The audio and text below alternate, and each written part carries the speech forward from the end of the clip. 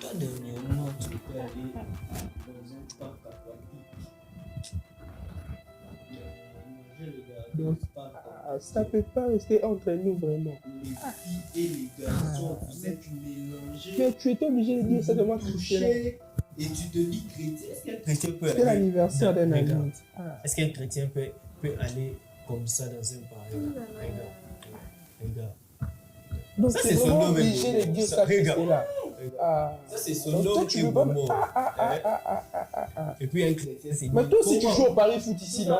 Tu as décidé d'abandonner. Tout ça parce que c'est beau. Non, c'est pas parce que c'est beau. Toi aussi, tu joues au Paris Foot, tu as décidé d'abandonner, non? Est-ce que tu es obligé de dire ça, Christella? Moi, je pense qu'un chrétien ne peut pas aller dans ce Toi, tu parc. penses. Mais là, c'est moi. Même s'il fait chaud ici à Kinshasa, un chrétien ne peut pas aller dans ces parcs-là. Où vous vous dénudez, vous êtes en sous-vêtements, vous dansez, mouillé. Parce que tu es un robot. Pourquoi? Moi, je pensais que tu y allais, c'est pas pour des conférences. Pourquoi vous me faites ça? Mais toi, tu es tout au nu des prières. C'est comme tu prends le Pardon. à ce genre d'endroit.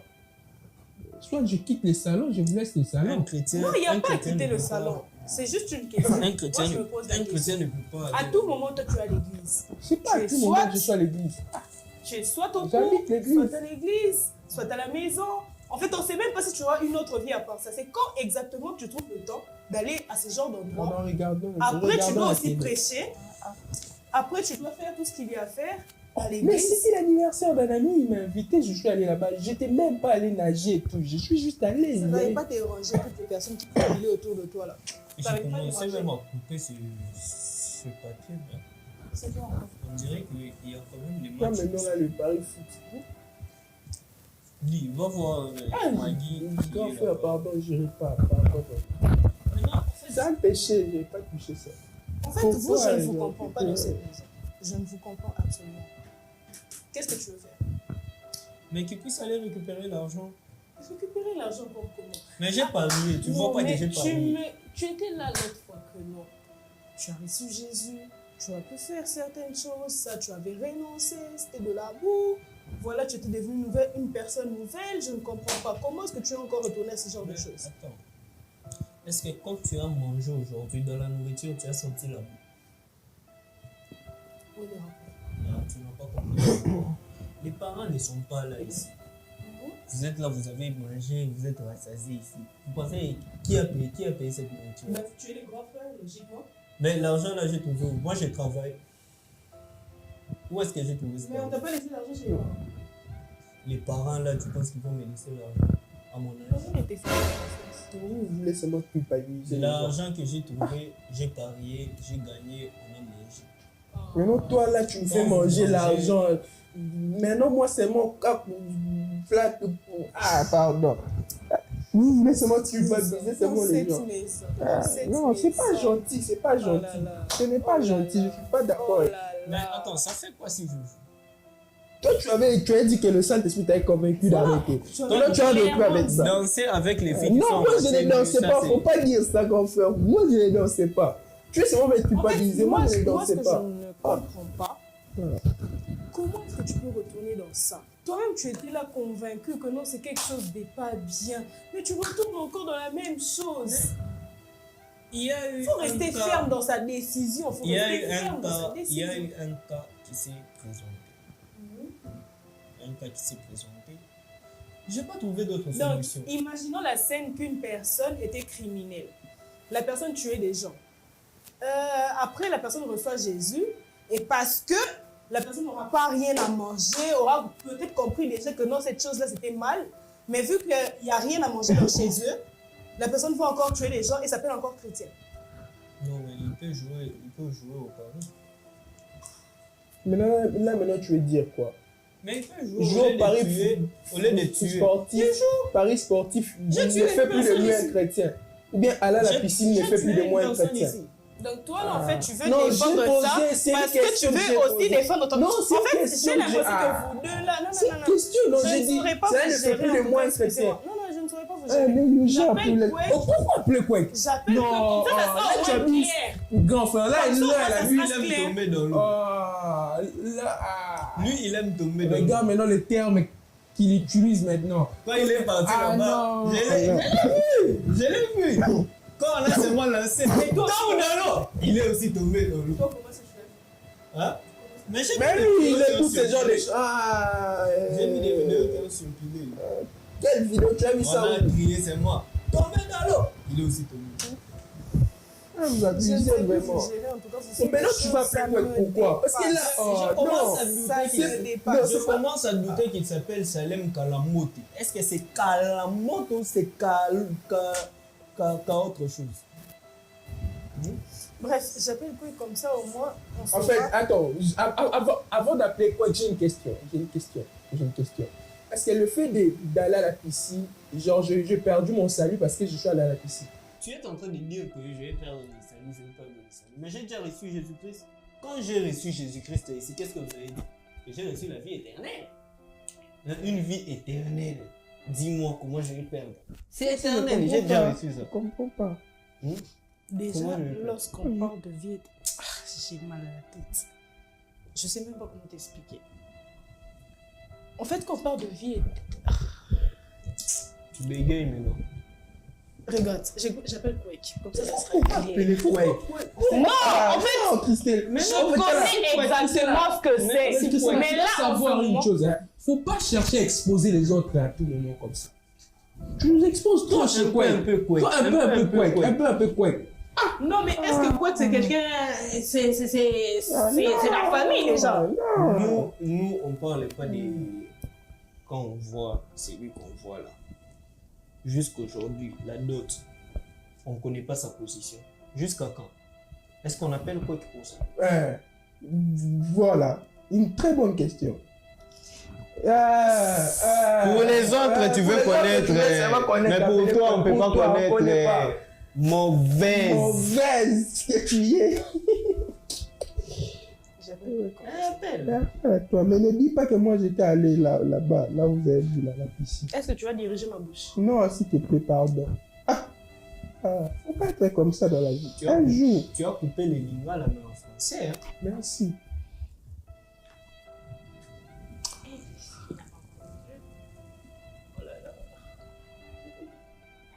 Tu mets le visage. Salut, Quake. Oh, Christella.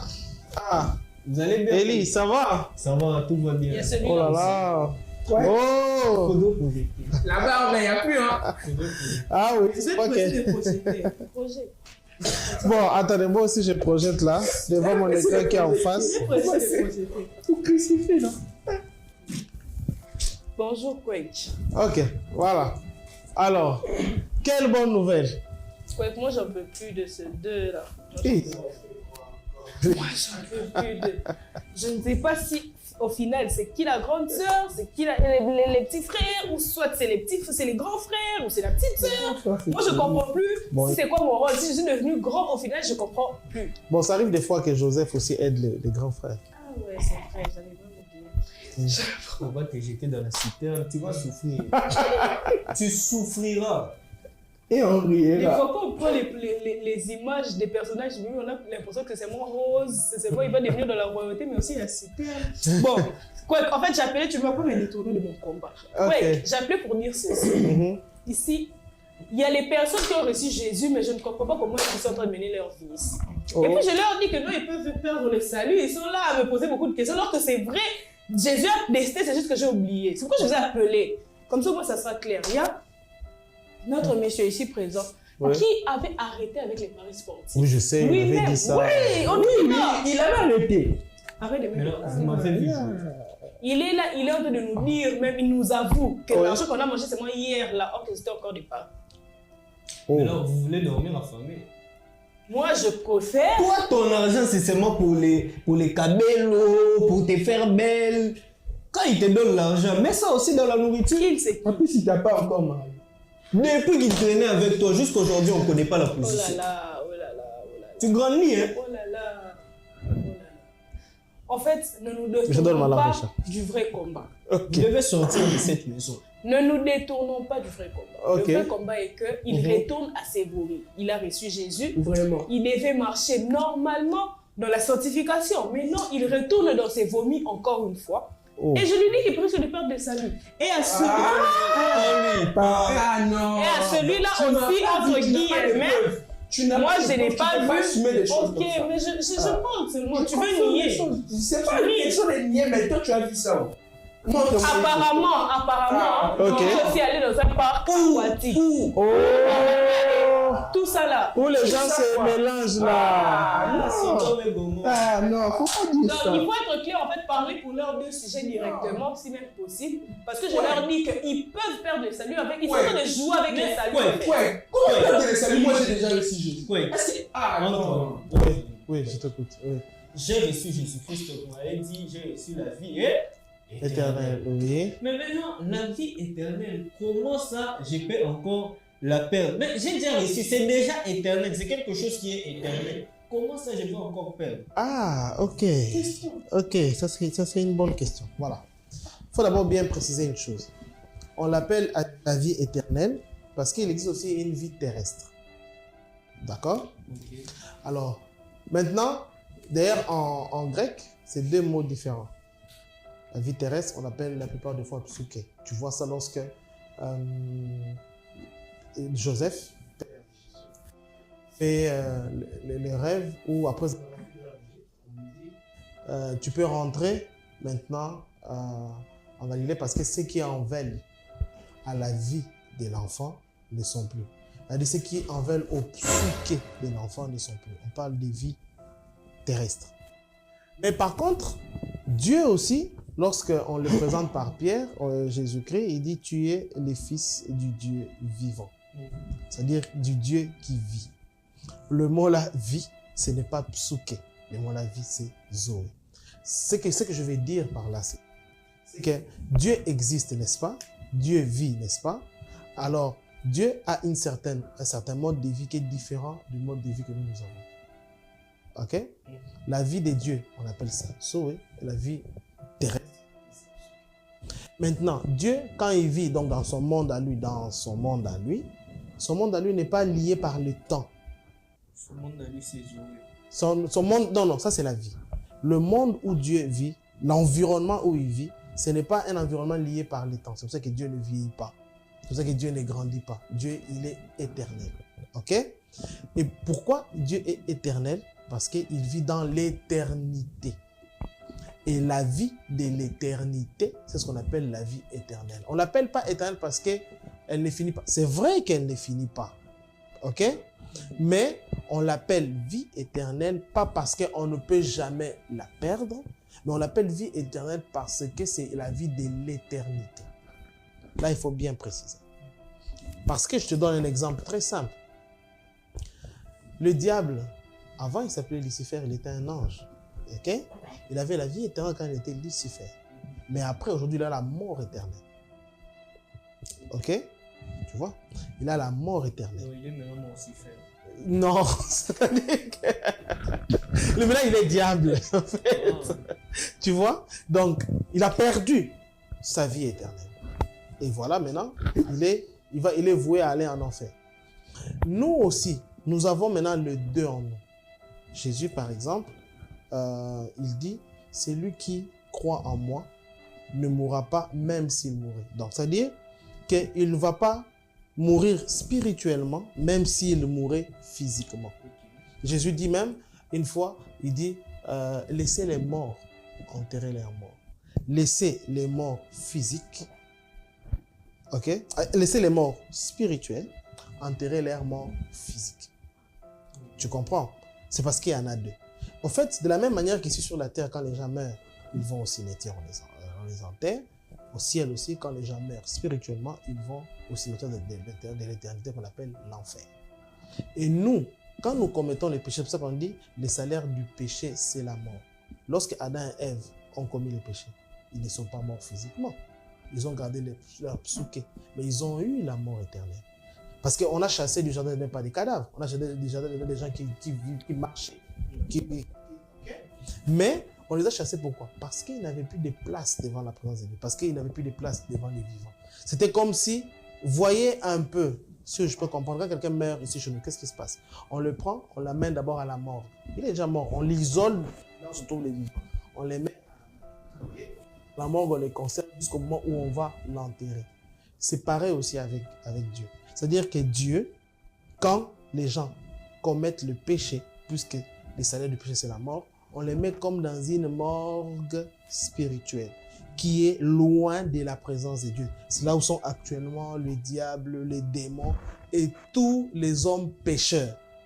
Maintenant, au moment opportun, quand on décidera de les enterrer dans les cieux, on va les amener maintenant On va faire attention, tu vas voir, nous sommes là-bas. Voilà. On va maintenant les amener maintenant au cimetière pour les enterrer spirituellement. C'est ce qu'on appelle l'enfer. Voilà. Maintenant, la différence, maintenant, c'est quoi? C'est que Dieu étant Dieu, il a la capacité pour quelqu'un qui a encore le psuké de les ramener à la vie. Et pour les ramener à la vie, il prend son esprit, il te donne son esprit. Et lorsque tu reçois son esprit en lui, c'est là maintenant que c'est la vie de l'esprit qui te ramène à la vie. C'est ce qu'on appelle le recevoir comme ça. Donc, ça signifie que si tu peux le recevoir, puisque ce n'est pas toi en fait, ce n'est pas ta vie à toi, c'est la vie de la présence de l'esprit qui est en toi qui agit. Tu peux, s'il te quitte, tu peux aussi le perdre. Parce qu'il n'y a absolument aucun verset qui dit que lorsque tu l'as reçu, cet esprit ne peut pas quitter. Dans le livre d'Apocalypse, Jésus s'adresse aux chrétiens lorsqu'il dit « Je me tiens devant la porte et je frappe ». Il s'est retrouvé dehors la porte comment? Parce que c'était des chrétiens. C'est-à-dire qu'il est d'abord à l'intérieur, et puis ces gens l'ont sorti jusqu'au point de fermer la porte. Et maintenant, il frappe pour rentrer là où il était avant. Tu comprends? Puisqu'il s'adresse aux chrétiens, c'est la même chose. Tu comprends? Donc, le salut, on peut le perdre. Tu le vois même avec l'histoire des Hébreux. Les Hébreux, ils ont quitté l'Égypte pour aller lorsqu'on le délivre, ils quittent l'Égypte pour aller à Canaan. Ils ont passé combien? 40 ans dans le désert. Est-ce que tous qui ont quitté l'Égypte sont arrivés à Canaan? Or, l'objectif, c'était quoi? Mais ceux qui étaient dans le désert, ils étaient esclaves? Non.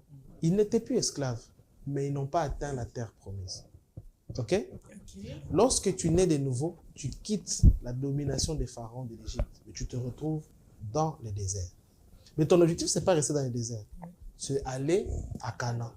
Mais si dans le désert, tu ne te comportes pas bien vis-à-vis de Dieu, tu vas mourir dans le désert et tu n'atteindras pas Canaan. Tu comprends? C'est pareil aussi avec le salut. C'est-à-dire que quand tu nais de nouveau, lorsque tu le reçois comme Seigneur et Sauveur, tu quittes de la domination du diable et tu deviens comme dans un désert. Tu es dans le monde, mais tu ne fais pas partir du monde. Tu es comme ils étaient dans le désert, mais ne sont pas habitants du désert. Ok? Quoi qu'étant dans le désert, ils sont nourris par la manne qui vient du ciel. Ok? Ils sont nourris par l'eau qui vient des dieux. Nous aussi, nous ne sommes plus dans le monde, mais nous vivons encore dans le monde. Et dans le monde, nous sommes alimentés par la parole de Dieu qui vient du ciel.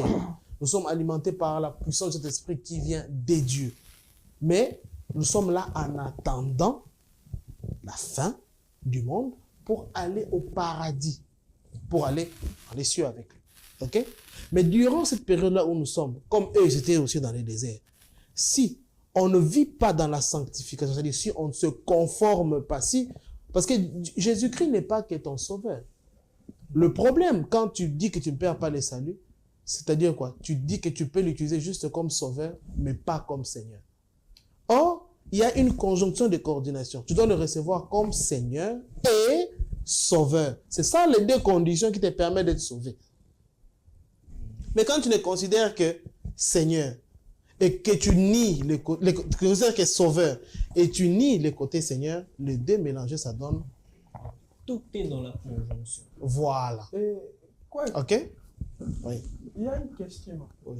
En fait, Donc, la solution ici, c'est quoi? C'est que tu dois mener une vie de sanctification. Ouais, excusez, il y a une question. Dans Jean, je crois Jésus avoir dit, il priait, je crois, Jean 17, avoir dit et remercier Dieu d'avoir perdu aucune personne. Oui. de tout ce que Dieu lui avait donné. Il n'a perdu aucune personne. Oui. Et maintenant, si déjà il dit avoir perdu aucune personne, et comment il peut encore nous perdre, on peut encore perdre le salut? Parce que si on perd le salut, c'est comme si Jésus nous a perdus. Ah, ok. Tu connais les versets là où il en parle? C'est dans Jean chapitre 17. Oui, Jean 17, si je me trompe. Oui. On peut lire ça. Hein? Oui, d'accord, pas de problème. Jean chapitre 17. On appelle ça la prière sacerdotale. Le passage où Salem a dit. Oui. C'est 12 exactement. C'est écrit. Ah bon?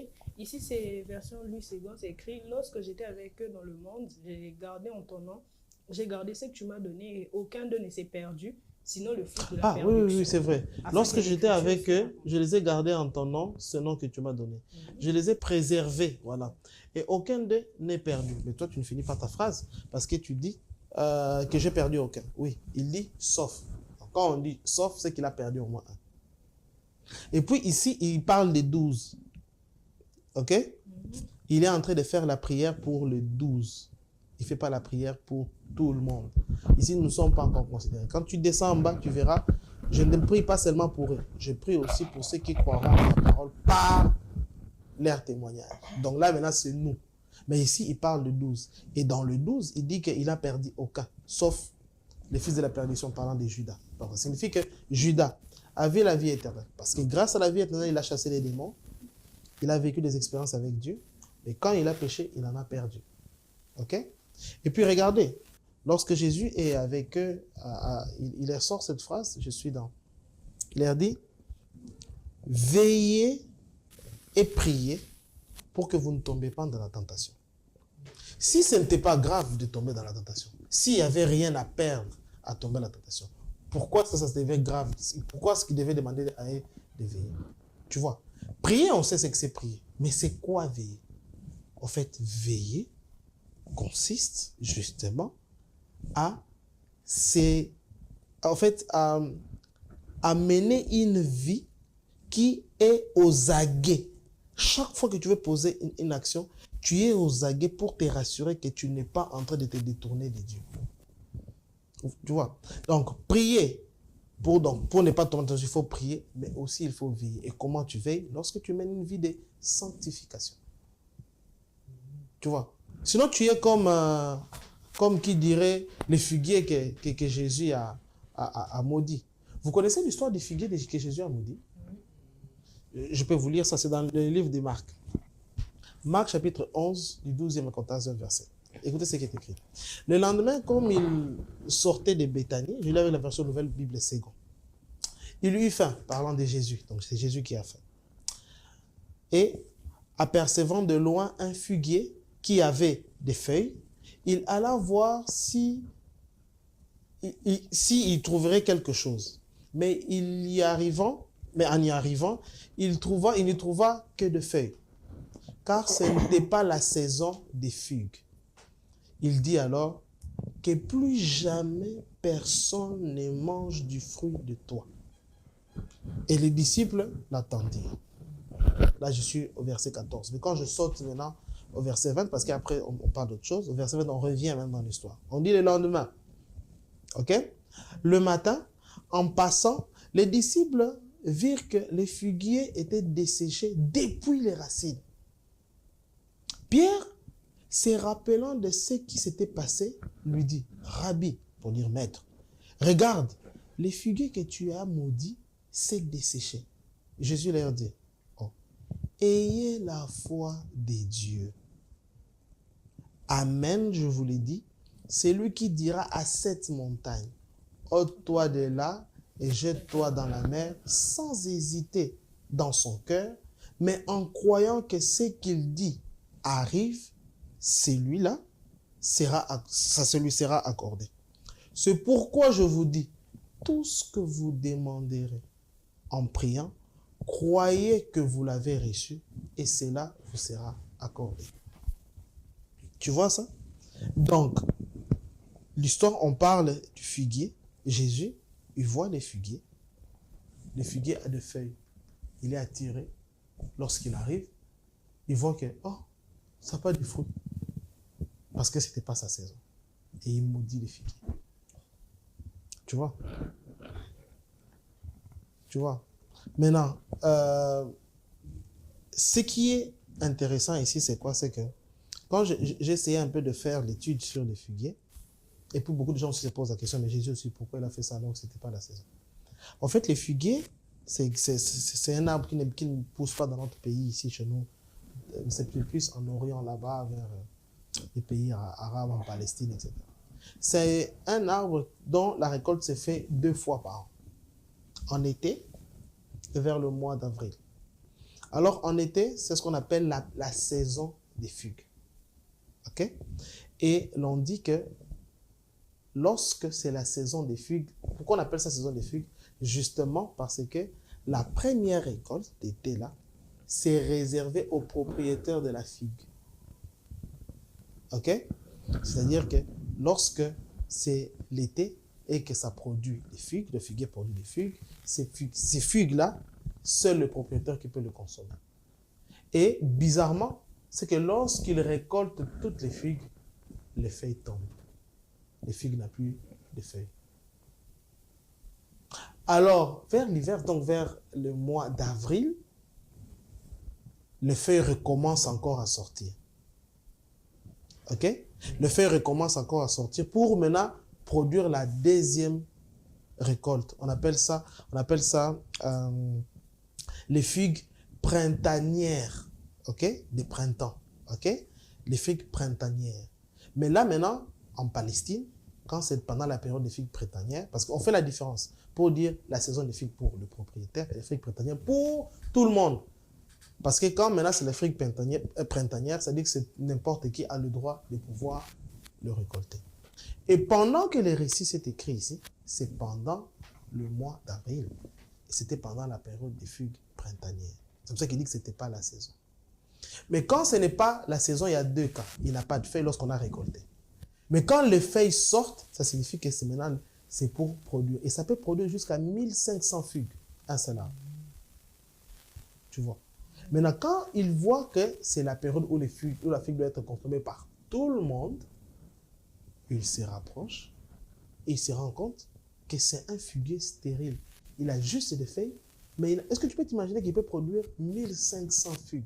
Mais on n'en trouve même pas un seul. C'est alors qu'il regarde et dit, mais c'est quoi ça? C'est comme ça qu'il est maudit. Tu vois? Maintenant, pourquoi est-ce qu'il est maudit? Parce que justement la figue, pourquoi on le consommait à cette époque-là? La figue avait des vertus. La figue, c'était une plante qui ne pouvait pas résister dans l'ombre. C'était un arbre qui était fait pour être sous le soleil. Il grandit mieux pour quand il est sous le soleil. Et sous une forte chaleur, en fait. Et il avait des vertus. Parmi les vertus, j'ai fait quelques petites recherches, c'est qu'il permettait de réguler les systèmes digestifs. OK? Il pouvait guérir contre les maladies d'estomac et les brûlures d'estomac.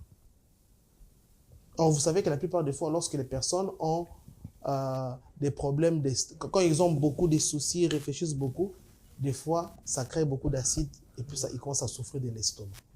Ce qui était intéressant avec la figue, c'est quoi? Non seulement il guérissait les brûlures d'estomac au niveau de l'estomac, mais il avait aussi ce qu'on appelait la capacité d'agir au niveau, je cherche un mot simple, bon, on appelle ça le système endocrinien, en fait, c'est-à-dire les sièges où se trouvent les émotions et la régulation des hormones. C'est-à-dire quoi?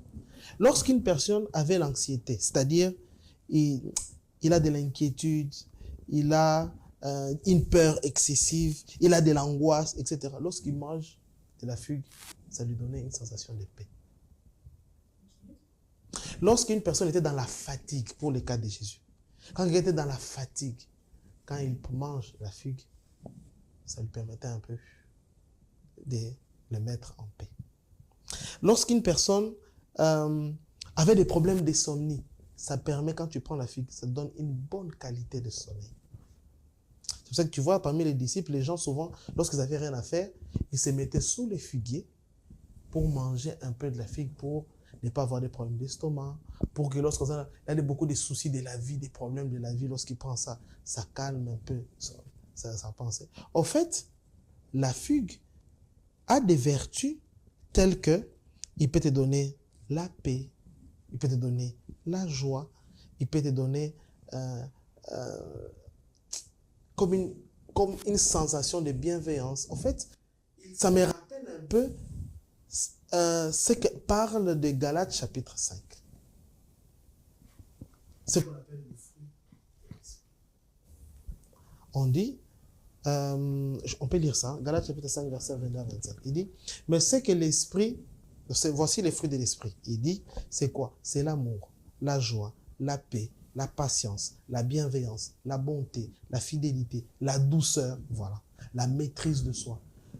Ça permettait aussi de gérer aussi la colère. Par exemple, quand tu es très en colère et que tu prends ça, ça te permettait un peu d'avoir un peu comme une maîtrise de soi. Donc, les fruits de l'esprit dont on parle là, c'est la fugue. Les fruits de l'esprit, ce n'est pas la fugue comme telle, mais en fait, si on en parle dans la Bible ici, ça a un lien avec le fruit de l'esprit. Je peux expliquer en fait la pensée ici, c'est quoi? C'est que, vois-toi comme étant le figuier. Et le figuier, comme je vous ai dit, il produit pour deux cas. Pour le propriétaire et pour tout le monde. Pendant l'été, c'est pour le propriétaire, qu'on appelle la saison de la figue. Et pendant la période, donc les figues printanières, c'est pour tout le monde. Là, c'est tout le monde dans les droits de venir prendre la figue et puis consommer. Maintenant, en fait, c'est quoi? Ça signifie que, mais comment on sait que c'est la période? En rapport avec les feuilles. OK? Quand les feuilles commencent à pousser, c'est-à-dire que nous sommes, et que nous ne sommes pas en été, ça signifie que là, maintenant, nous sommes pendant la période printanière. On peut maintenant prendre le figue, n'importe qui peut consommer cette figue-là. Et pourquoi? Pour justement avoir la paix, pour justement ne pas avoir l'anxiété, pour justement ne pas avoir des problèmes d'estomac, des soucis, et ainsi de suite. La Bible dit que Jésus-Christ, qui est Dieu, est l'auteur et le consommateur de notre foi. Ça, c'est la saison de la fugue, lorsque on est par rapport au propriétaire. OK? Et dans Romains chapitre 8, on dit que le monde attend avec un ardent désir la manifestation des fils de Dieu. Ça, c'est pendant les figues printanières. C'est-à-dire que l'homme, quand Dieu le crée, il le crée pour qu'il puisse sortir en lui la joie, la paix. Pour Dieu, qui va le consommer d'abord, parce qu'il est son propriétaire, mais aussi pour le monde qui est autour de lui. Et quand toi, tu te concentres à être un chrétien juste pour Dieu, mais pas pour être pour le monde qui est autour de toi, Dieu peut te maudire. Parce qu'un chrétien, c'est Dieu d'abord et le monde qui est autour de soi aussi. Parce que Jean nous dit, si tu n'aimes pas ton prochain, comment tu peux dire que tu aimes Dieu que tu ne vois pas? Vous comprenez ça? OK? Voilà. Donc, si on fait ça, je ne sais pas s'il y a des questions par rapport à ça. En vrai, je ne comprends plus comment est-ce qu'on était... Ah, vous avez parlé de... Père de salut et on bascule directement avec le fruit de l'esprit. Oui, c'est compliqué. Ah, oui. Parce Ça qu'on avait dit qu'on pour ne pas perdre le salut, il faut mener une vie de sanctification, c'est ça? Oui. Maintenant, moi, je parle des fruits de sanctification, je parle du fruit de l'esprit. Ok. Vous voyez d'autres choses en même temps. Non. En fait, c'est de la même chose que je parle. Voici ce que je n'ai peut-être pas précisé. Le fruit de l'esprit. Parlons du fruit. Ok? Lorsque tu as un fruit en face de toi, ce qui est utile, c'est le fruit ou c'est ce que le fruit produit? C'est les jus du fruit, en fait, dont tu as besoin. Voici maintenant ce qui complique des fois les chrétiens aujourd'hui. Les chrétiens, lorsqu'ils sont nés de nouveau, on leur dit un bon chrétien doit mener une vie de sanctification. Et il passe son temps à se battre à mener une vie de sanctification. Mais ce qu'il oublie, c'est que la sanctification est une conséquence du fruit de l'esprit. C'est-à-dire quoi? Si je dois donner un exemple vraiment bien, la sanctification, c'est les jus qui sortent du fruit de l'esprit. Comment ça? C'est-à-dire que lorsque tu manifestes le fruit de l'esprit, le monde va consommer ta sanctification et Dieu va consommer ta sanctification. Parlant de la figue, qui avait la période de son propriétaire et la période de tout le monde. Tu comprends? Alors, comment tu fais pour manifester? Dès que tu te bats à avoir les fruits de l'esprit, tu vas naturellement commencer à mener une vie de sanctification. Vous ne comprenez toujours pas très bien. Non. Bon, attendez-moi un instant, j'arrive, je vais vous faire une démonstration, vous allez comprendre ça.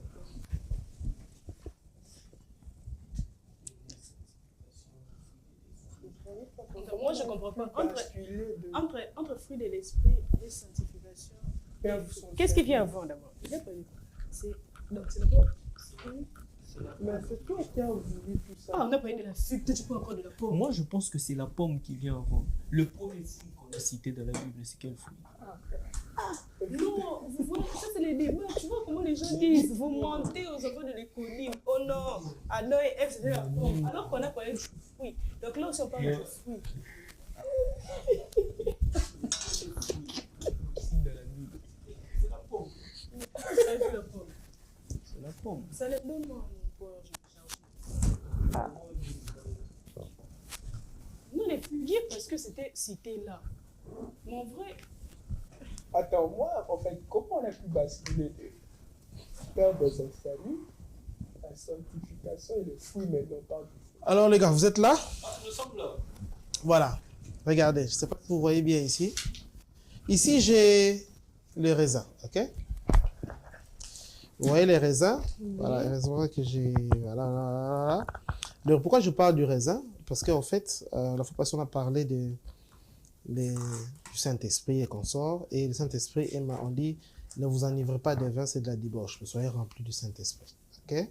Parce que des fois, lorsqu'on est rempli du Saint-Esprit, on a des comportements d'une personne qui est ivre. Et le raisin et les fruits à travers lesquels on fabrique du vin. C'est le jus du raisin qui produit du vin. Ok? Alors, maintenant regardez, je vais vous faire une petite démonstration. Ici, j'ai mon truc ici qui me permet de sortir du jus. Ok? Lorsque j'ai mes différents raisins ici, ok? J'ai mes raisins ici que j'utilise. Vous aimez ça aussi? Lorsque vous consommez ces raisins ici, est-ce que il ne vous arrive pas, après avoir consommé, de jeter quelques petits trucs? L'écorce, etc. Il y a des enfants qui aiment ça, faut pas finir. Hein. Ah oui, je sais. Alors regardez, ici par exemple, tu vois, ça, c'est ce qui m'intéresse. Mais ça, par contre, ça ne m'intéresse pas, parce que je ne consomme pas ça. Ok? Et même dans ce qui m'intéresse là, ce ne sont pas ces boules-là qui m'intéressent. Mais c'est ce qui est dedans. Donc quand je mets dans ma bouche, ce qui se passe en fait, c'est quoi? C'est que... Voilà. Et ça produit du jus. Vous comprenez? Les jus ici, c'est ce que les gens consomment lorsqu'ils prennent le raisin.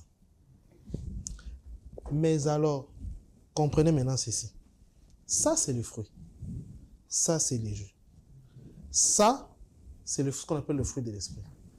Et ça, c'est la sanctification. C'est lorsque les gens consomment le fruit qui sort de toi qu'ils rendent gloire à Dieu. Wow. C'est lorsque Dieu consomme le fruit qui sont en toi qu'il est fier de toi. Et c'est ce que tu poses comme acte régulier, soit envers le monde qui t'entoure, soit envers Dieu lui-même, qui maintient ta position en présence de Dieu jusqu'au jour de la fin. Parce que tu ne peux pas avoir le fruit de l'esprit si tu n'as pas la foi. Parce que le fruit de l'esprit demande que tu puisses à un certain moment avoir une certaine discipline. Tu ne peux pas non plus mener une vie de sanctification si tu n'as pas la foi. Parce que c'est une conséquence. Je vous ai dit que la sanctification, c'est la conséquence du fruit de l'esprit qui sort de toi. Ok? Ok? Oui. Alors, maintenant, donc, c'est pour ça que Jésus-Christ pouvait dire, lorsque le Fils de l'homme viendra, est-ce que trouvera-t-il la foi? Pourquoi? Parce que lui, il est l'auteur de notre foi et il en est aussi le consommateur. C'est lorsque Dieu consomme la foi que tu vois des gens comme Job où il peut dire, est-ce que quand tu t'es mis à circuler, est-ce que tu as vu mon serviteur Job? Ok?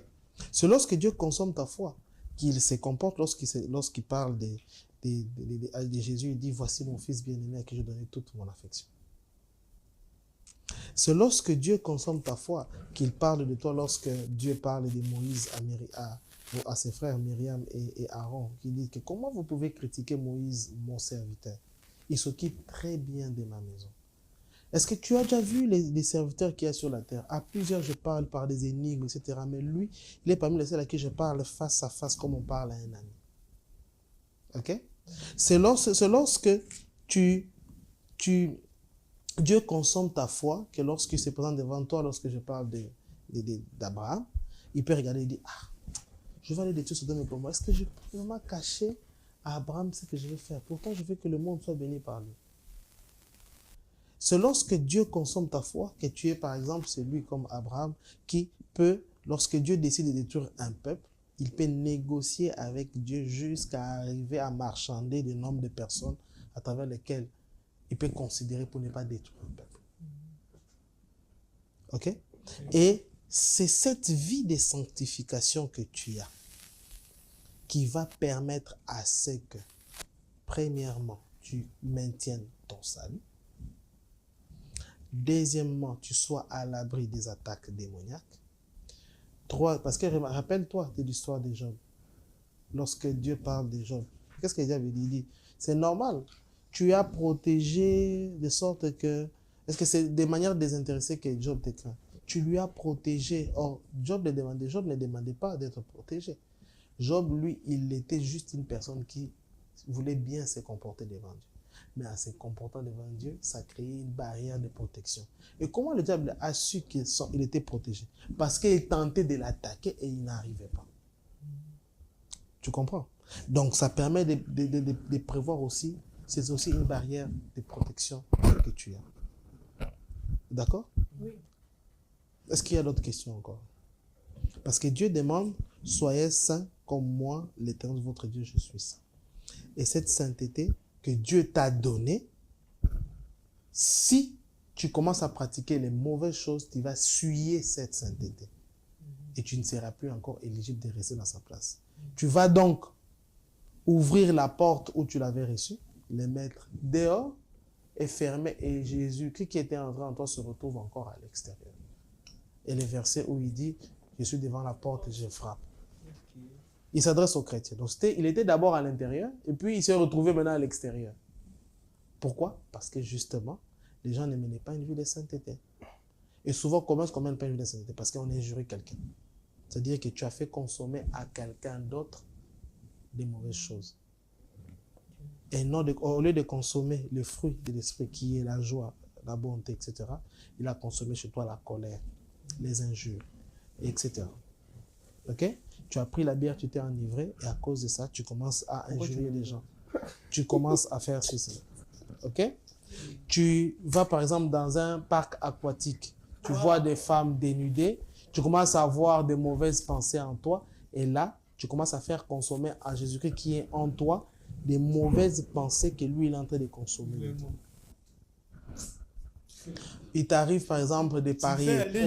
Tu paries, tu paries, tu deviens addict et tu commences, parce qu'on dit que l'amour de l'argent est une forme d'idolâtrie. Mais la pensée générale, c'est quoi? Lorsqu'on est addict à quelque chose, on devient idolâtre. Et lorsque tu es idolâtre, c'est-à-dire que tu prends autre chose, tu lui donnes la place de Dieu. Et Dieu, quand il voit ça, alors que lui, il est en toi, le diable vient se moquer de Dieu du fait. Regarde celui pour qui toi, tu viens sauver. Regarde, il ne te considère même pas à ta bonne valeur. Il donne plus de valeur à ton argent. C'est très clair. Vous comprenez ça maintenant? Très Voilà. clair. Donc, C'est posant, comme on le dit en Oui. Quand tu ne sais pas, kozanga kuyeba, eza liwa ya ndamu. Ah bah oui. Oui, c'est vrai. Donc voilà. Non, maintenant, je ne savais pas qu'on pouvait perdre les salut. Maintenant que je sais, bon, quick. Quand même, ici, il y a 2 400 000 que je viens de gagner. Montre à Dieu. Ah. Tu aimes qui les plus? On a C'est de ça qu'il s'agit. Parce qu'ici, en fait, on dit que tout ça, tu fais pour quoi? C'est l'amour de l'argent qui te pousse à faire ça. Or, l'amour de l'argent est une forme d'idolâtrie. Soit tu aimes Quand on dit, soit tu aimes tu connais, il y a un verset qui dit ceux qui n'hériteront pas le royaume des cieux. Tu connais les critères parmi les éléments qu'on cite? On dit ceux qui aiment aussi l'argent. Cupidité. La cupidité. Ils font partie des personnes qui ne vont pas hériter du royaume des cieux. Il ne faut même pas tout expliquer, Non. c'est clair. Non, je vais Ouais. dire. Comme Oui. ça, c'est 2 300 000, je vais te donner ça. Comme Non. ça, il faut donner même à l'église, ou bien aux démunis. Bon. Est-ce que les problèmes c'est... En fait, dans la maison de Dieu, il ne faut pas apporter de l'argent, comme on dit, qui est souillé. Ok? Dans la maison de Dieu, il est mieux d'apporter de l'argent qui est propre. Parce que tu fais, en fait, au finish, souvent nous pensons que lorsque nous venons dans la maison de Dieu, on vient pour aider les hommes de Dieu. Non, on vient pour s'aider soi-même. Parce que Dieu, en fait, n'a pas besoin de ton argent. Parce que l'argent que tu amènes là, c'est son argent déjà. Il n'en a pas besoin. Parce que même si tu ne donnes pas... Sale, que ce soit propre, tout c'est pour lui. Non. Bon, il est bon pour les pécheurs aussi. Donc tout c'est pour lui. Non. L'argent sale n'est pas pour lui. C'est l'argent propre qui lui appartient. Mais alors, il y a une chose qui est vraie. C'est que par exemple, pour le cas qui est le tien, sûrement, c'était dans l'ignorance que tu as fait ça. Oui. Tu ne savais pas que tu l'as fait. Tu n'es pas très différent des Zachée. Ok? Zachée, lorsqu'il rencontre Jésus, tout le monde est indigné pour dire que tu vas manger dans la maison d'un pécheur comme ça, comment? En fait, la nourriture que Jésus est en train de manger, c'était la nourriture de l'argent qui était issu du péché. Ok? Mais ce qui était important, ce n'était pas d'abord ce qu'il avait fait avant, c'était la décision qu'il avait prise. Puisque Zachée avait pris la décision que désormais, toutes les personnes à qui il devait d'ailleurs rembourser, etc., ça sanctifiait son repas, ça sanctifiait son argent, et aujourd'hui, c'est l'argent qu'il avait, cette fois-ci maintenant, servait à faire du bien. Ok? Mais il était vraiment, sincèrement, il regrettait la manière dont il avait reçu l'argent. Ce qui est important, c'est ce que tu décides de faire en étant sincère du fond de ton cœur. Lorsque tu es sincère du fond de ton cœur et tu sais que cet argent, c'était pas bien, et que désormais tu l'utiliseras pour la gloire de Dieu, cet argent est sanctifié. Parce que par-dessus tout, peu importe le moment dont tu as eu l'argent, il faut savoir, le diable, c'est pas lui qui en est propriétaire. Tout ce qui est sur la terre, ça vient de Dieu. Mais seulement, tu l'as obtenu mal. C'est comme par exemple un homme qui engrosse une femme. Oui, il faut le dire. Quand tu engrosses une femme, cet enfant est né dans le péché, n'est-ce pas? Non, on ne connaît pas ces choses. On ne connaît pas donc encore ça. Ah bah oui, mais ça va arriver. Ah, ça va arriver. Parce que ce sont les choses que nous vivons autour de nous. Tu vois? Cet enfant, c'est un enfant issu du péché. Oui, ça c'est vrai. Mais l'enfant, il est innocent. Après un moment, quand on décide de revenir, de remettre les choses en ordre, etc., on tourne la page et puis c'est fini. Je peux donner un cas très simple. David. David, c'était un enfant ici d'une relation hors mariage. David ou Salomon? Je parle de David. Salomon n'est pas un enfant issu hors mariage. Salomon est un enfant ici, c'était l'enfant de la femme de David. L'enfant qui était hors mariage était mort. Mais David lui-même, par contre, c'était un enfant qui était hors mariage. Il en parle dans le livre des Psaumes, il dit « J'ai été conçu dans l'iniquité ». C'est pour ça que tu vois même que il avait des grands frères. On sait toujours que les plus petits, c'est souvent ceux qui sont les plus choyés. Mais lui était les plus petits, mais il était le mal-aimé de la famille. Et quand tu vois une personne comme Isaïe, son père, on vient le rendre visite par le prophète. Si tu dois planter les enfants, tu ne représentes pas les enfants que tu as ici dans le péché. C'est pour ça que lorsqu'on a demandé les enfants, là, d'abord planter les enfants qui étaient quand même des enfants du mariage légal. Et quand on a insisté, C'est là qu'il s'est senti obligé de sortir l'enfant qu'il a eu dans une balle perdue. Donc, on a choisi celui qui ne méritait pas. Voilà. Voilà pourquoi Jésus-Christ, en venant lui aussi, il a choisi seulement ceux qui ne méritent pas. Voilà. Mon Dieu, je m'apprête à déclarer sur une personne. Non, je crois que c'est bon, ils sont confus. En tout cas, on va Donc, moi, Moi, je donc, ne c'est un savais peu pas qu'on ça. pouvait perdre le salut, mais ce qui est sûr, je... Comme là, l'argent, c'est de l'argent que tu as déjà gagné. Tu étais ignorant. On peut manger. Tu peux être, tu peux demander pardon, etc. Mais tu décides désormais de marcher dans la droiture et de ne plus faire des choses comme ça. Appelez votre maman. D'accord, j'enlève alors dans l'écran. Bon, C'est ouais, merci beaucoup. J'ai encore Ok. 6 questions posées. Est-ce qu'on peut continuer? Tu vas l'appeler en privé. Bon, moi je dois Bon, les retirer. moi, je vous dis au revoir. Je dois débarrasser tous ces trucs 500 000, ici. il y a chiffre avec d'accord. code. Super. Bon, tu vas couper. Ah. Bon. Moi, je dois retirer les 2 millions. Je t'accompagne. Tu m'accompagnes. Tu Je m'accompagnes. sais pas compte. Toi, tu vas couper les... là-bas. Ouais. Non. Il était allé à l'église hier, il a vu le pasteur Marcelo couper. Il y a certaines choses qui tiennent qu'avec les riches. Là, maintenant, comment tu es défini? En tout cas, je ne sais pas dans vos débats. Moi, je suis très pressée, je dois partir.